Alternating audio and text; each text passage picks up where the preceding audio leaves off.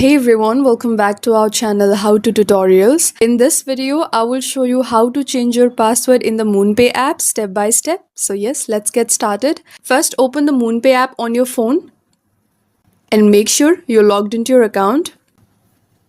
Now on the home screen, tap your profile icon or go to the settings menu at the top right and choose account from the list.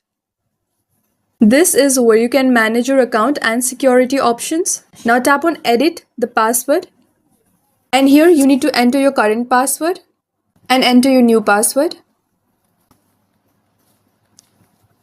If you cannot remember your password, simply tap forgot current password to retrieve it via email. Finally, tap update password. And that's it. That's how you change your password in the MoonPay app. Super quick and easy. If this video helped you, don't forget to like and subscribe for more crypto tutorials. Thank you for watching and I will see you in the next one.